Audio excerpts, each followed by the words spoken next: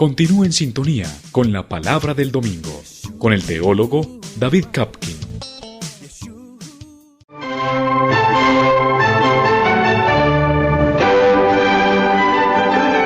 La Palabra del Domingo.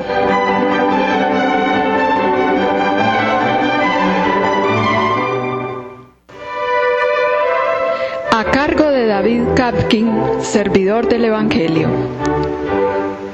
Una lectura y explicación de los textos bíblicos de la liturgia católica dominical. Análisis literario y crítico al servicio de la comprensión de la palabra, de la interiorización existencial y de la actualización del mensaje para la hora presente.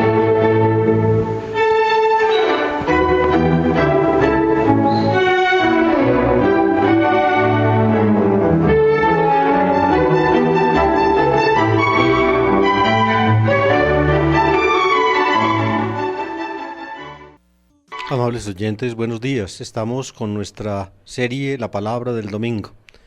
Ustedes saben que el año litúrgico de la Iglesia es, diría yo, la celebración en un ciclo anual del misterio de Cristo. En la terminología de la fenomenología religiosa se podría decir esto en lenguaje técnico, que el mito adquiere su expresión en el rito o se traslada al rito. Es decir, dicho en lenguaje cristiano, lo que Dios hizo en Jesucristo, su maravillosa dignación que se realizó en nuestra historia, es celebrada en los ritos del culto cristiano. La Iglesia desde antiguo señaló el espacio de un año o el lapso de un año para celebrar el misterio de Cristo. Siempre hay en el lapso de un año, pues que va desde principios de diciembre, fines de noviembre, hasta la misma época del año siguiente, se empieza con el Adviento, que nos prepara a la celebración de la Navidad, y termina en la celebración de la Epifanía del Señor. Ese es el ciclo de Navidad, que es la primera parte del año litúrgico. Llegada la Epifanía, empieza el tiempo llamado ordinario.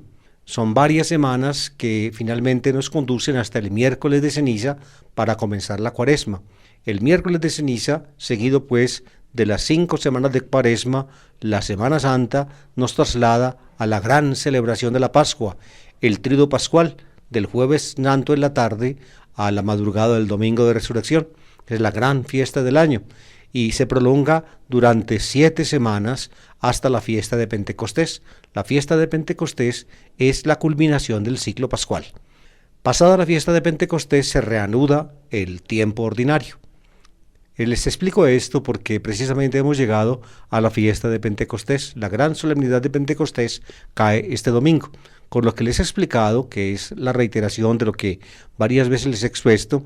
Les queda a ustedes pues claro el año litúrgico. 2 grandes ciclos: el ciclo de Navidad, cuya fiesta, digamos, central es la Navidad y cuya prolongación es la Epifanía, precedidos del Adviento, y el ciclo pascual, cuya fiesta principal es el Tríodo Pascual, precedido del tiempo de Cuaresma y que llega a su culminación en la solemnidad de Pentecostés. Estos 2 grandes ciclos del año litúrgico pues se completan al lapso de un año con los 2 períodos del tiempo ordinario. El primero desde la Epifanía al miércoles de ceniza y el segundo desde el lunes después de Pentecostés hasta el sábado anterior al primer domingo del Adviento.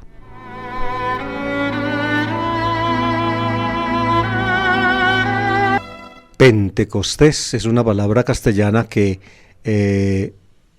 surge de la transliteración, es decir, del paso letra por letra. Eso significa transliteración, pasar una palabra de un idioma a otro letra por letra.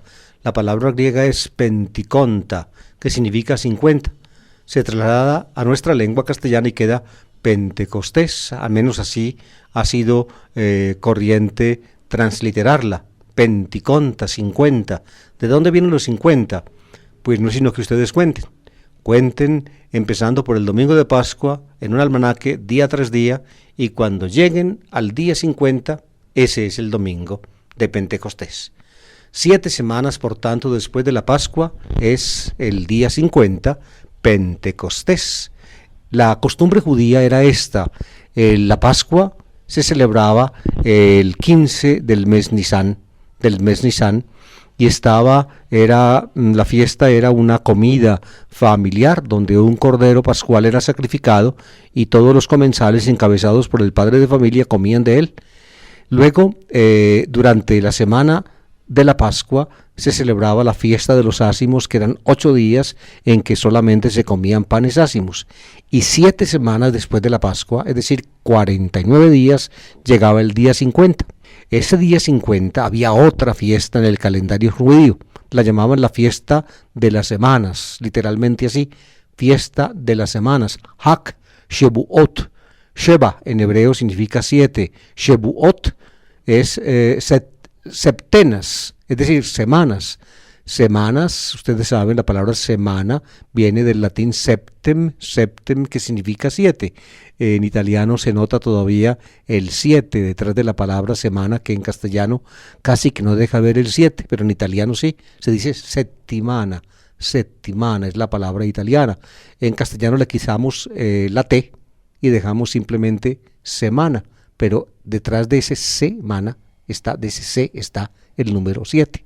Hak Shebuot, la fiesta de las semanas, 7 semanas después de la Pascua, es decir, 49 más un día, el día 50, porque 7 por 7 son 49, 7 semanas son 49 días. Al día siguiente, el día 50, hacían la fiesta. ¿Cómo lo hacían los antiguos israelitas?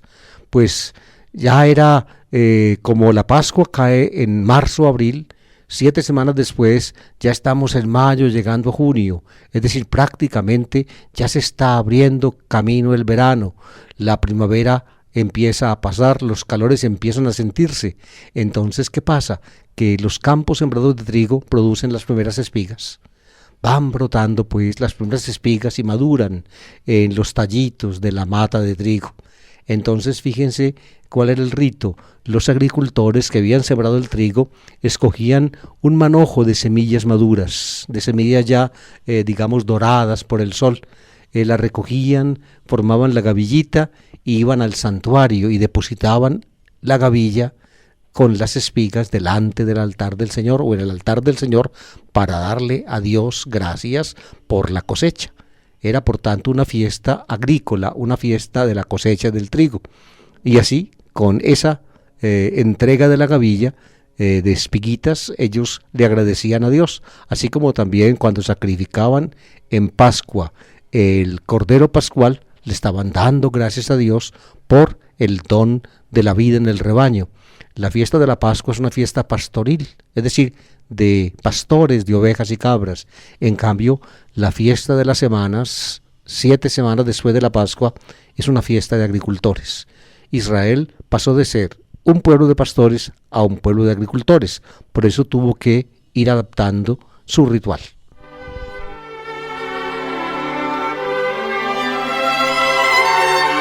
Por la Pascua judía del año 30 ocurrió la muerte de Jesús.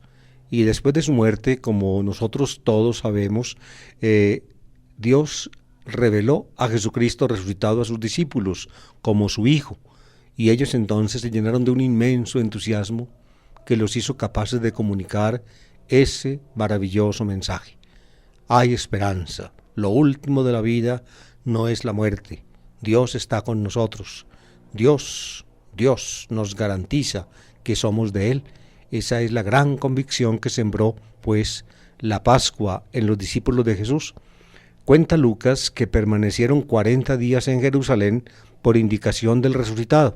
A los 40 días ocurre lo que el domingo pasado celebrábamos, la ascensión del Señor. El domingo pasado, o en la semana pasada, tuve ocasión de presentarles o de explicarles ese texto. Y permanecieron, pues, después de la ascensión, después de los 40 días, otros 10 días más en Jerusalén, hasta completar el día 50. Al completar el día 50, estaban los judíos celebrando la Hak Shebuot, la fiesta de las semanas, que en griego se llamaba Pentecostés, porque las 7 semanas son 50 días, y por eso en lengua griega no se decía fiesta de la septena, sino la fiesta de los 50 días, es decir, Pentecostés. Pues bien, es ahí cuando ocurre algo maravilloso que nos cuenta el libro de los Hechos de los Apóstoles. Es la primera lectura de este domingo. Escúchenla pues, queridos oyentes. Lectura de los Hechos de los Apóstoles. Todos los discípulos estaban juntos el día de Pentecostés. De repente, un ruido del cielo, como un viento recio, resonó en toda la casa donde se encontraban. Vieron aparecer unas lenguas como llamaradas que se repartían, posándose encima de cada uno. Se llenaron todos de Espíritu Santo y empezaron a hablar en lenguas extranjeras, cada uno en la lengua que el Espíritu les sugería. Se encontraban entonces en Jerusalén judíos devotos de todas las naciones de la tierra. Al oír el ruido, acudieron en masa y quedaron desconcertados, porque cada uno los oía hablar en su propio idioma. Enormemente sorprendidos preguntaban: ¿no son galileos todos esos que están hablando?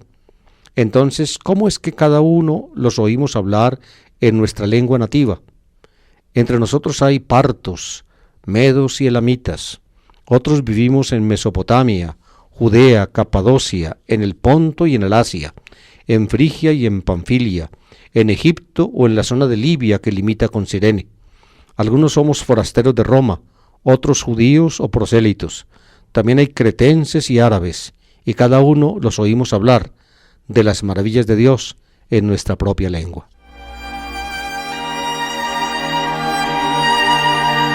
Los discípulos de Jesús, que ya pues se hallaban en Jerusalén, tiene, diría yo, un doble ámbito. Es una experiencia de audición y una experiencia también de visión.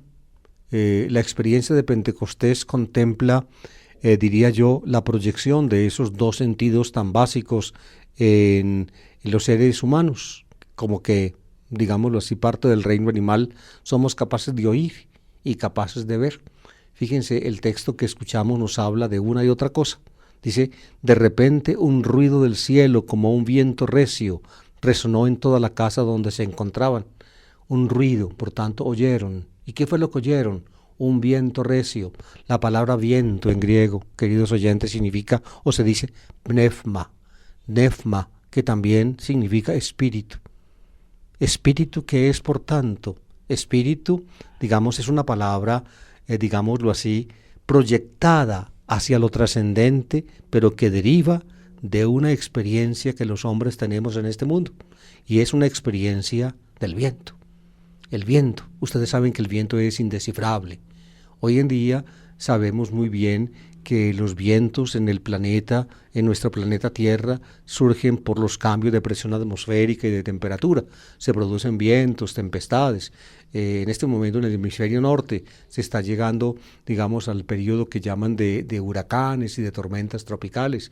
Dentro de poquito ustedes van a escuchar en la televisión, van a ver en la televisión, digamos, cómo empiezan a formarse tormentas tropicales en el Caribe o también en el Pacífico, que a menudo pues devastan las islas del Caribe, pasan por Dominicana, por Haití, por Puerto Rico, por Jamaica, a veces llegan hasta San Andrés, a veces llegan a Centroamérica, pero generalmente llegan a la parte del Golfo de México, de la Florida, y sufren mucho la gente de los Estados Unidos con esos vientos que pueden llegar a ser huracanados cuando pasan de determinada velocidad. Pues bien, toda esta explicación que les estoy dando es para que ustedes sepan cuál es la experiencia de donde viene la palabra espíritu. Es un viento que es indescifrable, es una especie de misterio. Para los antiguos, por ejemplo, había dos realidades que hoy en día son claramente pertenecientes al dominio de la física. La ciencia las estudia, que son, por ejemplo, los vientos. La meteorología estudia eso. Hay aparatos para medir la velocidad del viento. Se llama anemómetro. Ánimos en griego significa viento. De ahí viene ánima. ¿Qué es ánima, por tanto? Rásquense la cabeza. Ánima es, por tanto, el viento que llevamos dentro, el aliento. Esa es la experiencia, es decir, la vida, porque con el viento que llevamos dentro manifestamos que estamos vivos. Pneuma es por tanto en griego el viento. Un viento impetuoso sintieron ellos, lo escucharon. Ahí está el primer símbolo, el viento. Y luego viene el otro, vieron, fíjense, lo primero lo oyeron, el viento, su silbido, su ruido, su estrépito, el viento. Y luego viene la segunda experiencia, la vista. Oído y vista se coadunan. Fíjense, vieron aparecer unas lenguas como llamaradas, por tanto fuego, luz, unas lenguas como llamaradas, se repartían posándose encima de cada uno. Lenguas, fuego, lenguas, luz. Si es lengua, entonces tiene que ver con el hablar. Ellos vieron el fuego, vieron la luz en forma de lenguas. ¿Por qué? Porque como vamos a ver, estas lenguas como llamaradas los van a capacitar para hablar y van a hablar. Pues bien, la audición que el viento les proporciona y la visión del fuego en forma de lenguas. ¿Qué son? Se llenaron todos, dice el texto, de Espíritu Santo y empezaron a hablar en lenguas extranjeras, cada uno en la lengua que el Espíritu les sugería. Queridos oyentes, aquí voy a decir algo que tal vez puede resultar sorpresivo para ustedes. La experiencia original del Espíritu, es decir, o mejor dicho, remite a un fenómeno, llamémoslo extático, que hoy en día ocurre tanto en el campo religioso como en el campo no religioso. Es decir, puede llegar a ser tan grande el entusiasmo espiritual que la psique de un ser humano, digámoslo así, que tiene, puntos perfectamente capacitados, es decir, que resultaron de la evolución de la especie, para hacer estas experiencias, prácticamente se transporta, adquiere, o mejor dicho, llega a un arrobamiento que lo independiza de la realidad sensible y prácticamente queda a merced de sus impulsos inconscientes.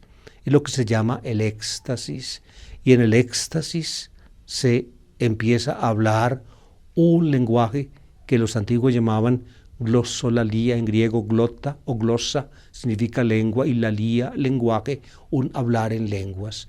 Ese hablar en lenguas era por tanto un balbucir en éxtasis, en forma incoherente, un balbucir que procedía de un inmenso entusiasmo espiritual, es decir, de un arrobamiento que finalmente, privaba a la persona del uso consciente de sus facultades y la ponía a merced de los impulsos inconscientes. Eso ocurre en el campo religioso y en otros campos, ocurre. Y hay en nuestro cerebro, en nuestro sistema nervioso, en nuestra psique, hay puntos, digámoslo así, que nos capacitan para eso. Se ve, la naturaleza no hace nada que sea, ocioso.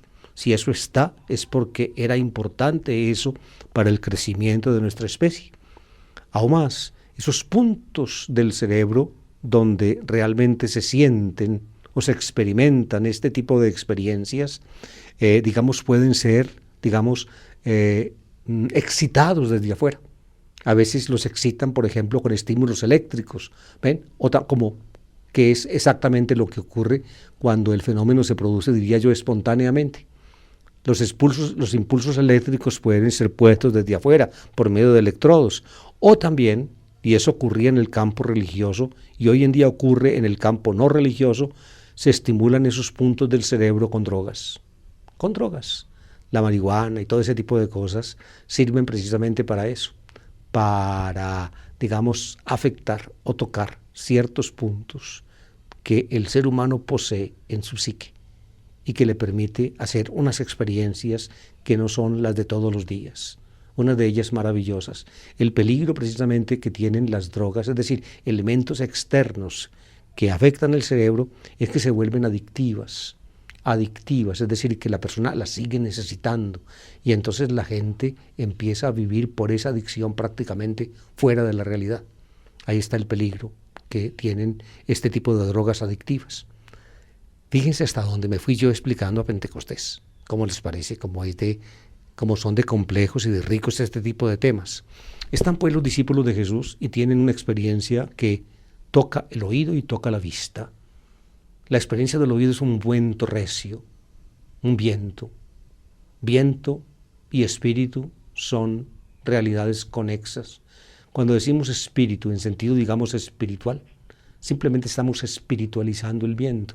Por eso el espíritu tomó el nombre de viento. Pneuma significa viento.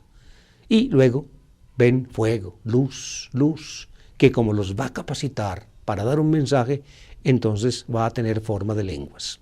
¿Y qué sucede? Oigan pues el comentario que hacen acá, o que hace el libro de los Hechos de los Apóstoles. Se encontraban entonces en Jerusalén judíos devotos de todas las naciones de la tierra. Al oír el ruido acudieron en masa y quedaron desconcertados, porque cada uno los oía hablar en su propio idioma.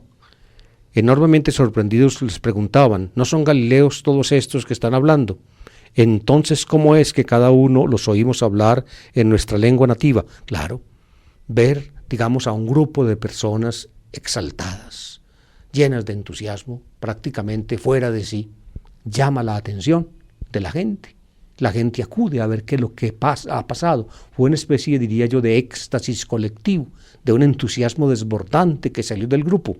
En este texto no se nota mucho aquello del cual les hablé, pero cuando Pedro empieza a hablar después de narrar el suceso, Pedro en su palabra deja ver cómo algunas personas de las que acudieron a ver interpretaban el hecho. Pedro dice, no vayan a pensar que estamos borrachos, que hemos bebido demasiado vino, no vayan a pensar eso no es lo que ha ocurrido, porque apenas son las 9 de la mañana, estamos a la media mañana y generalmente el vino no se toma a estas horas. Eso les dice Pedro en la parte siguiente al texto que toca leer este domingo.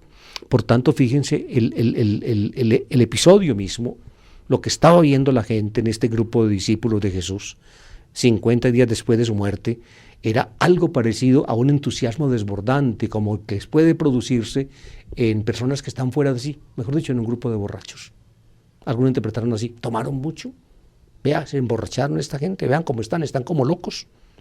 ¿Por qué? Porque este tipo de experiencias, Pablo habla de eso también en el capítulo 14 de la primera carta a los Corintios. Consulten allá los que tengan, digamos, algún interés en profundizar el tema.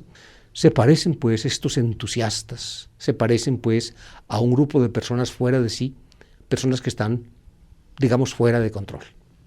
Pero Pedro explica por qué están así. Y aquí el autor de Hechos de los Apóstoles, al que llamamos Lucas, con la tradición cristiana, explica también. La gente los está oyendo hablar en su lengua nativa.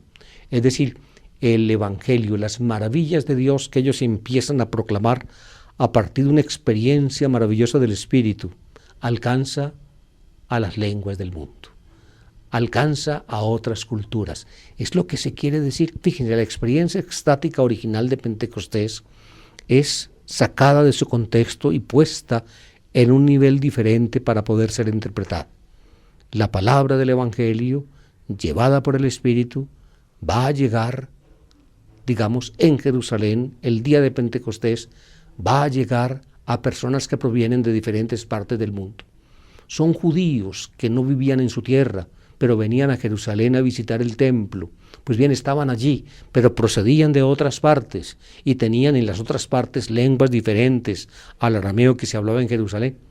Pero cuando estaban en Jerusalén, el día de Pentecostés, ellos escucharon la palabra de estos galileos, la escucharon como si fuera una palabra en su propia lengua. Es decir, pudieron entender el mensaje, pudieron comprender que el mensaje de ellos provenía de Dios y era portador del Espíritu de Dios, que era algo que se metía en el fondo del alma y transformaba la vida.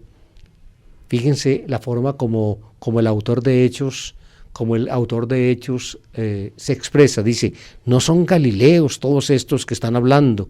Entonces, ¿cómo es que cada uno los oímos hablar en nuestra lengua nativa? Ellos escucharon la palabra del Evangelio pronunciada por Pedro y compañeros el día de Pentecostés, cada uno en su lengua nativa. Es decir, el Evangelio tiene la capacidad, por el poder del Espíritu Santo, de meterse en las culturas, de apoderarse de las lenguas, de hacerse comprensible a todas las naciones. Por tanto, lo que en Pentecostés ocurre es como el preludio, el augurio del mensaje cristiano que llega a todas las naciones de la tierra. Y luego aquí, ustedes lo van a escuchar, ya lo leímos ahorita y ahora lo voy a repetir, ustedes aquí van a escuchar cómo pues judíos provenientes de diferentes partes son los que están aquí. Y fíjense las partes de donde provenían. Es como una lista, digámoslo así, de la geografía de ese tiempo, de los países de ese tiempo. Dice, entre nosotros hay partos son los persas de donde están ahora los ayatolas por allá en Irán, se llamaban partos, así los llamaban los romanos de esa época. Partos, medos en los que vivían en el sur de Mesopotamia, en la parte, digamos, donde queda hoy, piensen ustedes, esta ciudad del sur de Irak, donde cada rato ponen bombas, ¿ven? Elamitas quedaba también por allí, es decir, empieza el autor a mencionar gentes desde el oriente, la parte más oriental, los partos, y luego hacia occidente, los medos y los elamitas.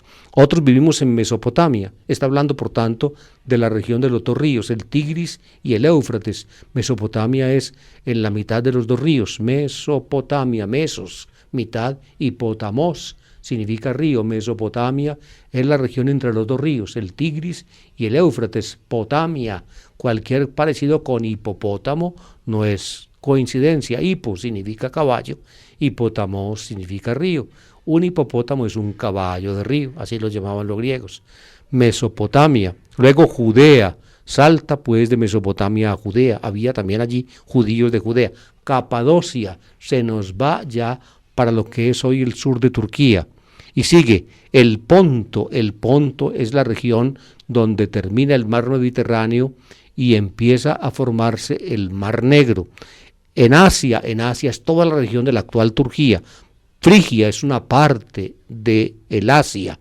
Panfilia también, otra parte. Egipto ya queda en el sur de Europa, en el norte de África, o en la zona de Libia, queda en el norte de África, por allá donde está el famoso señor ¿cómo es que llama?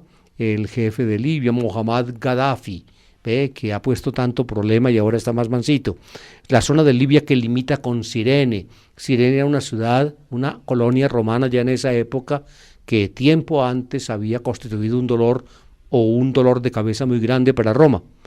En algunos somos forasteros de Roma, también venían de Roma.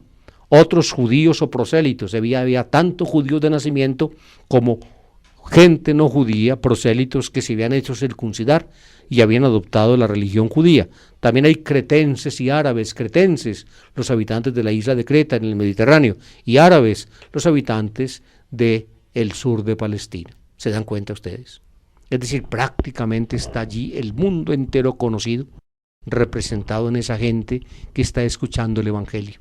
Y todos lo escuchan como si fuera en su propia lengua. Es decir, guiado por el Espíritu, o guiada por el Espíritu, la palabra del Evangelio se mete en todas las lenguas de la humanidad.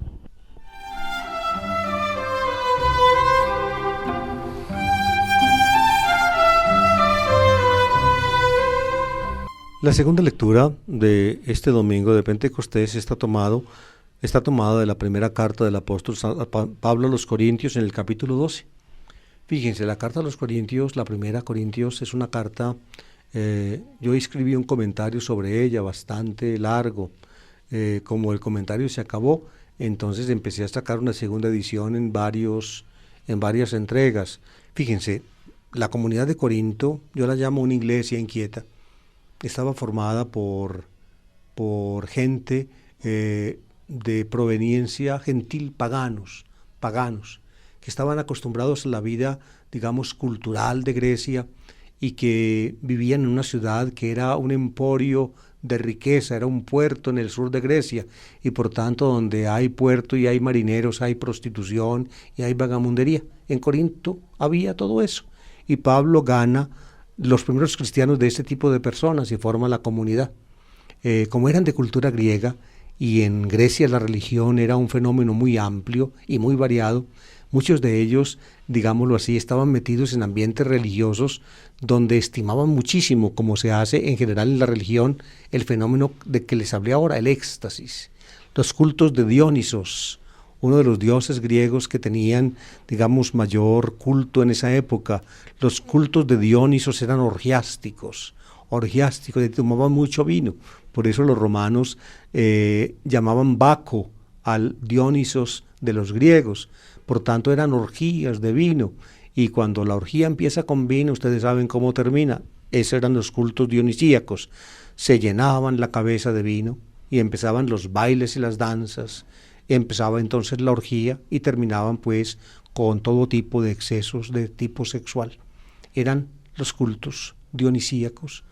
Cristianos habían pasado pues de ese tipo de cultos al cristianismo, pero la vaca resabiada no olvidó el portillo, y ya como cristianos, tal vez sin esos excesos de vino y de sexo de los dionisíacos, también los cristianos de Corinto, al menos algunos, tenían, digamos, la propensión a caer en éxtasis, o mejor dicho, apreciaban mucho ese caer en éxtasis y el hablar en lenguas de que les comenté ahora antes en las reuniones, y lo hacían.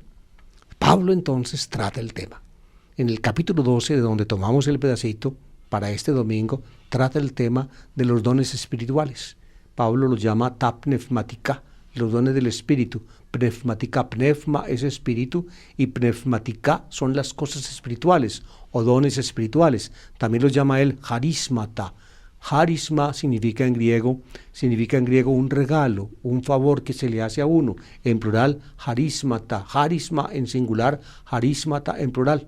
Por tanto, los pneumática y los charismata son realidades conexas, son dones del Espíritu. Pero Pablo quiere explicarles a los corintios que los dones del Espíritu más importantes no son los dones que se manifiestan en el éxtasis, en estos desbordamientos, diría yo, de entusiasmo. Entusiasmo es una palabra griega que significa estar lleno de Dios. Entusiasmo, theos, entusiasmo, en theos, significa lleno de Dios. Los dones grandes, importantes del Espíritu no son simplemente o no son precisamente los dones extáticos que en Corinto eran tan apreciados, y eran tan apreciados porque ponían a la gente de Corinto, digamos, en el contexto de su antigua religiosidad en el paganismo. Pablo dice que el Espíritu reparte sus dones en la iglesia y que esos dones del Espíritu, digámoslo así, lo capacitan a uno no solamente para caer en éxtasis y balbucir en éxtasis un lenguaje misterioso, la glosolalía, sino que lo capacitan a uno para muchas otras cosas en la iglesia. Concretamente, por ejemplo, para la predicación, para la enseñanza, para la amonestación, en fin, para muchas otras cosas. Eso lo explica el apóstol en la segunda lectura de este domingo. Escúchenla y verán. Hermanos, nadie puede decir Jesús es Señor si no es bajo la acción del Espíritu Santo. Es decir, ya confesar la fe con esa fórmula, Kyrios, Jesús es Señor, ya esa confesión de fe responde a una moción del Espíritu en nuestro corazón. Y sigue. Hay diversidad de dones, charismata, dice Pablo, pero uno mismo es el Espíritu. Hay diversidad de servicios, diaconíe, dice Pablo, pero uno mismo el Señor. Y hay diversidad de funciones, energímata, dice Pablo, pero un mismo Dios que obra todo en todos. Por tanto, los carismas, los servicios, las funciones, todas vienen de Dios, porque es un solo Dios, un solo Señor y un solo Espíritu el que nos dan esas posibilidades de actuar entre nosotros en la iglesia. Y sigue, en cada uno se manifiesta el Espíritu para el bien común. Todos esos dones de Dios que recibimos los cristianos son para el bien común, es decir, para el bien completo del cuerpo de la iglesia. Por tanto, si yo tengo sabiduría para hablar, es porque el Espíritu me la da, pero esa sabiduría no es para mí, es para que yo hable y ustedes escuchen y ustedes reciban de mis labios y de mi boca una enseñanza. Ese es un don para el bien común. Charismata son dones para el bien común. Porque lo mismo que el cuerpo es uno y tiene muchos miembros, y todos los miembros del cuerpo, a pesar de ser muchos, son un solo cuerpo, así también Cristo. Es decir, Cristo, el Cristo total, tiene miembros y los miembros somos nosotros los cristianos. Y los cristianos tenemos diferentes dones de parte del Espíritu para que colaboremos en la construcción del cuerpo total, es decir, de Cristo, que en este caso se identifica con la iglesia misma. Todos nosotros, judíos y griegos, esclavos y libres, hemos sido bautizados en un mismo espíritu para formar un solo cuerpo. Y todos hemos bebido de un solo espíritu. Es decir, el espíritu nos unifica a todos en un solo cuerpo. A cada uno le da dones particulares para que todos colaborando busquen el bien de la comunidad, el bien general. Eso es lo que Pablo nos dice en la segunda lectura de este domingo, que está tomada de la carta a los Corintios.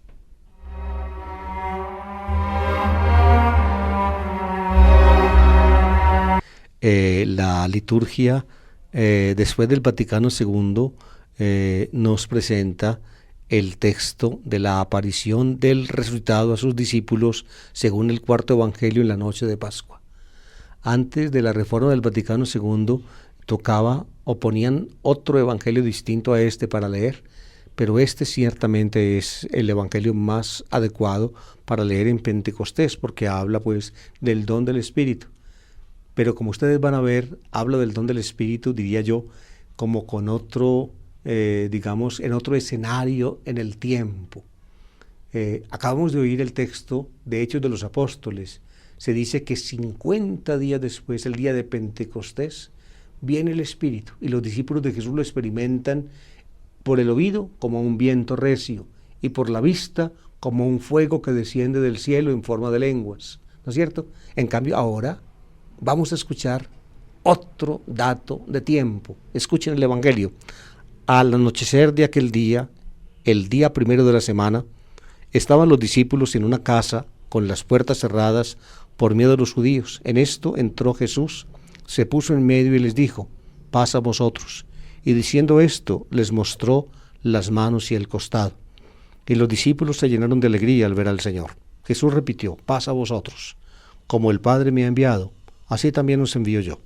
Y dicho esto, exhaló su aliento sobre ellos y les dijo: recibid el Espíritu Santo. A quienes les perdonéis los pecados, les quedan perdonados. A quienes se los retengáis, les quedan retenidos.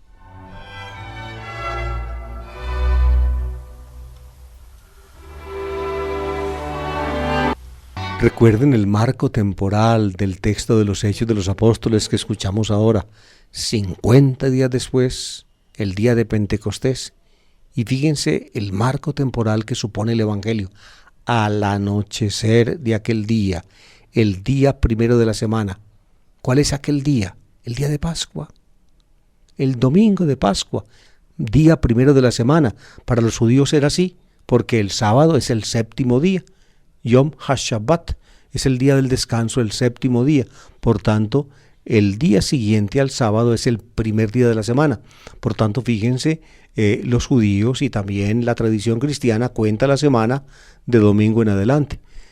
Un almanaque, diría yo, la publicación de un almanaque que consulte la tradición cristiana debe poner el domingo en el comienzo de los días, no al final.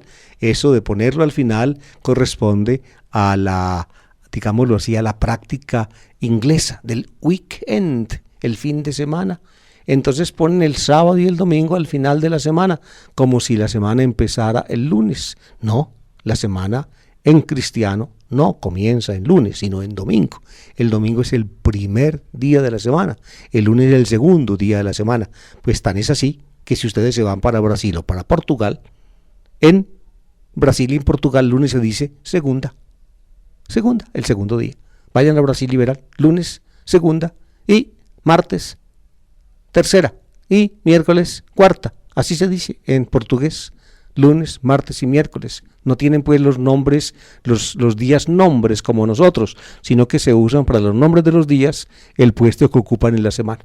El lunes se ocupa el segundo lugar, se llama segunda. El martes el tercer lugar, se llama tercera, etc. El domingo es el primer día de la semana. Por tanto, están en domingo, el primer día de la semana, al anochecer del domingo de Pascua. ¿Y qué experimentan? ¿Dónde están? Están en una casa con las puertas cerradas. Y experimentan también algo maravilloso. Jesús entró, se puso en medio de ellos y les dijo: paz a vosotros. Diciendo esto, les mostró las manos y el costado. Y los discípulos se llenaron de alegría al ver al Señor. Es una experiencia, por tanto, de visión. Es la aparición del resucitado. falta la audición. Ellos van a tener que oír algo. Paz a vosotros, como el Padre me ha enviado, así también os envío yo. Y dicho esto, exhaló su aliento sobre ellos. Exhaló el viento que es el aliento de él, el pneuma, el espíritu, su aliento, en la manifestación de su propia vida de resucitado. Lo lleva él por dentro, pues se entrega a ellos el espíritu del cual él vive, el espíritu que es la señal de su vida en la condición que Dios le ha dado, se los entrega a ellos. Dicho esto, exhaló su aliento sobre ellos, lo exhaló. ¿Qué es el espíritu? El espíritu es, por tanto, el aliento, dicho en lenguaje, digamos, en lenguaje de imágenes, es el aliento de vida del resucitado. Ellos lo reciben. Él les dice, recibid el Espíritu Santo. El Espíritu Santo es, por tanto, la propia vida de Jesús resucitado. Al exhalar el Espíritu sobre ellos, los hace vivir, les da la vida. Es la misma imagen que utiliza la Biblia al comienzo, cuando dice que el Creador, como un diestro alfarero, formó con sus manos del barro de la tierra a Adán. Adán significa en hebreo ser humano, ser de humus. En nuestro idioma, humus es tierra y homo en latín es ser de tierra, homo humus. De tierra, de la Adamá, formó al Adán, pero es un bloque de tierra húmeda. Para que viva, ¿qué tiene que hacer Dios? Soplar sobre él. Sopla, por tanto, Dios sobre la tierra, y la tierra se vuelve Adán por el soplo de Dios. ¿Se dan cuenta? Esa es la imagen bíblica. No está contando la Biblia allí un hecho histórico, no está, diría yo, fotografiando una escena, sino dando el sentido de lo que es un hombre para Dios. Un hombre para Dios es el que participa, digamos, de la acción de Dios, obra de sus manos y aliento de su aliento. Ese es el ser humano, visto con ojos de teólogo. ¿Ven? Aquí Jesús, el resucitado, comunica su aliento sobre ellos para que ellos vivan. La vida de ellos, por tanto, es la vida de Él. El Espíritu Santo lo tienen. ¿Y qué tienen que hacer? Pues repartirlo. Eso les dice, repártanlo. ¿Y cómo lo van a repartir? Perdonando los pecados, es decir, haciendo pasar a los seres humanos de la muerte a la vida. El perdón de los pecados es recibir el aliento del Señor, de aquellos que lo han recibido, el aliento del Señor, la vida de Cristo resucitado. A quienes les perdonéis los pecados les quedan perdonados, a quienes los retengáis les quedan retenidos. Es lo que toda la vida, fíjense, hemos hecho los cristianos. Vivimos del aliento de Dios en Jesucristo resucitado y comunicamos a los demás mediante los sacramentos de la Iglesia la vida de Jesucristo resucitado, que es el Espíritu Santo.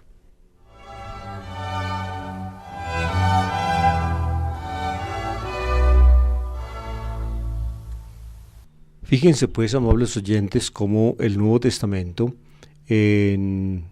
utiliza, digamos, escenarios diferentes y marcos diferentes para dar el mismo mensaje. Jesucristo resucitado a sus discípulos, al subir al cielo, los envía, eso dice el libro de los Hechos. Y luego, para corroborar ese envío, en Pentecostés les manda el Espíritu Santo para hacer que la palabra de ellos pueda llegar a ser portadora por el Espíritu Santo de la palabra de Dios y llegue a todas las naciones. Ese es el marco lucano.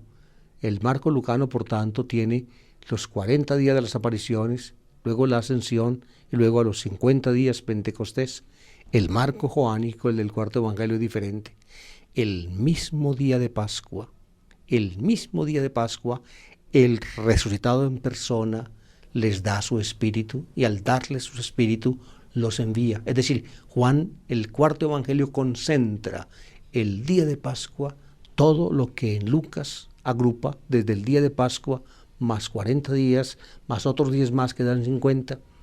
En Juan es el mismo día de Pascua, la Pascua lo incluye todo.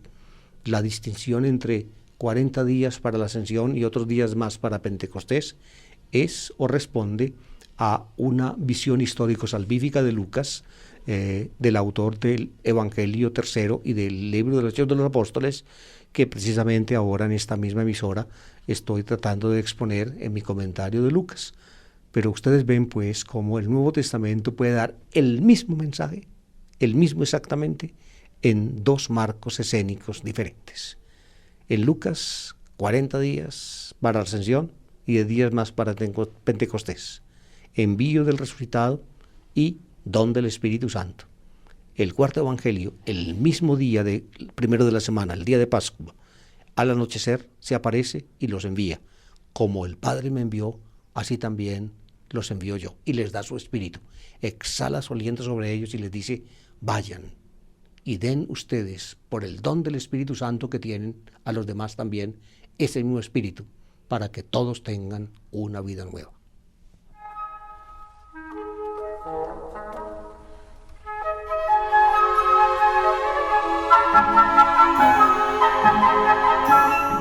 Amables oyentes, 2 días en el año, después de la segunda lectura, tienen una poesía, un poema que la Iglesia pues pone para esos 2 días. El Pascua, ese poema es llamado en lenguaje litúrgico secuencia, que significa en latín lo que sigue, las cosas siguientes, secuencia. Cuando estudiamos cuando llegamos a Pascua les expliqué el poema pascual. Ahora en Pentecostés también hay una secuencia. Es un poema muy lindo, muy hermoso, que trata de la acción del Espíritu y que ustedes van a escuchar este domingo después de la segunda lectura, la secuencia. El texto latino es de gran belleza. Veni Sancte Spiritus et emite celitus lucis tue radium, veni pater pauperum, veni dator munerum, veni lumen cordium. En fin, yo me recuerdo todavía en latín, a pesar de que ya pues hace muchos años que lo recitamos en nuestra lengua, en castellano. Escuchemos del misal, de la traducción oficial al castellano de la secuencia, escuchemos el texto. Dice, ven Espíritu Divino, manda tu luz desde el cielo, Padre amoroso del pobre, don en tus dones espléndido, luz que penetra las almas, fuente del mayor consuelo.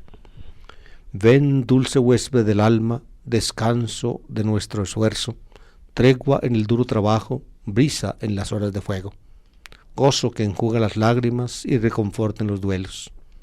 Entra hasta el fondo del alma, divina luz, y enriquécenos. Mira el vacío del hombre si tú le faltas por dentro. Mira el poder del pecado cuando no envías tu aliento.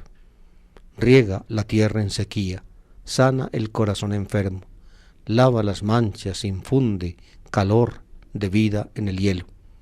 Toma el espíritu indómito, guía al que tuerce el sendero. Reparte tus 7 dones según la fe de tus siervos, por tu bondad y tu gracia dale al esfuerzo su mérito. Salva al que busca salvarse y danos tu gozo eterno.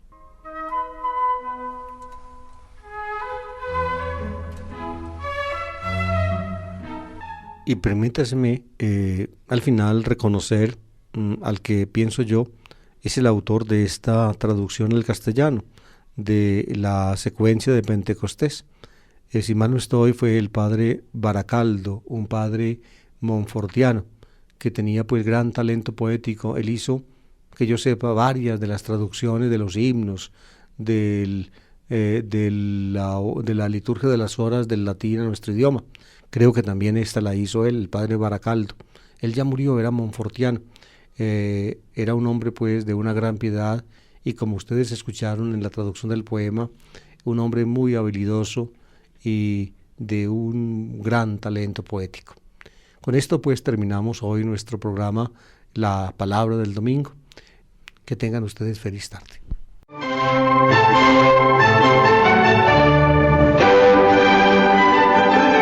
La Palabra del Domingo.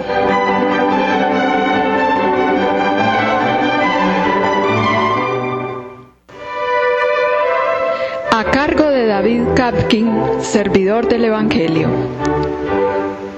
Una lectura y explicación de los textos bíblicos de la liturgia católica dominical. Análisis literario y crítico al servicio de la comprensión de la palabra, de la interiorización existencial y de la actualización del mensaje para la hora presente.